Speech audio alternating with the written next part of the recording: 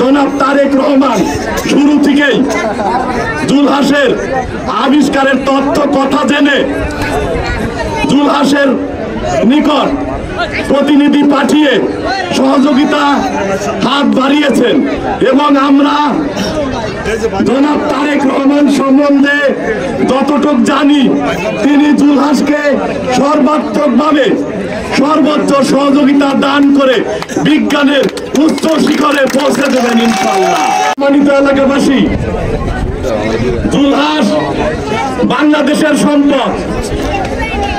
জুলহাস কোন গোষ্ঠী, কোন দলের, কোন বিশেষ এলাকার একক সম্পদ নন।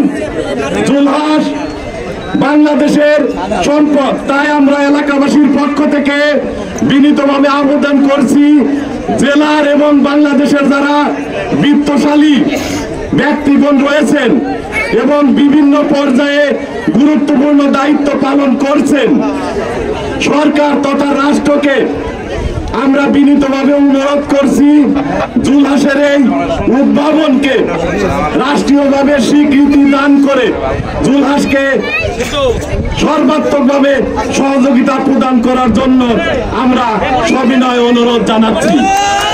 ইতিমধ্যে যারা বিভিন্নভাবে উৎসাহ সহযোগিতা জুগিয়েছেন জনাব জুলহাসকে, তাদেরকে আমরা আন্তরিক ধন্যবাদ এবং কৃতজ্ঞতা জানাই। আমাদের বিএনপি মাননীয় ভারপ্রাপ্ত চেয়ারম্যান তারুণ্যের অহংকার, ঐক্য সংহতির প্রতীক, সমৃদ্ধি ও উন্নয়নের প্রতীক চরবাসী জুলহাস, চরবাসী জুলহাস, বাংলাদেশের ইতিহাস, চরবাসী জুলহাস, বাংলাদেশের ইতিহাস। এ প্রসঙ্গে একটি কথা আমার বলা প্রয়োজন। জনাব তারেক রহমান আজ থেকে 20-25 বছর আগে তিনি যখন বিএনপির সাবেক সফল সিনিয়র যুগ্ম মহাসচিব ছিলেন, তখন তিনি ছাত্র যুবকদের একটি বিশাল সমাবেশে জোর দিয়ে ঘোষণা করে বলেছিলেন, ছাত্র যুবকদের সুচিন্তা যেন কল্পনার সীমাকে অতিক্রম করে।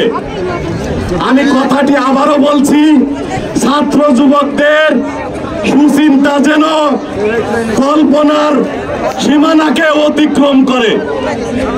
আমাদের জুলহাস জনাব তারেক রহমানের সেই বাক্যকেই যথার্থভাবে সত্যে প্রমাণিত করেছেন।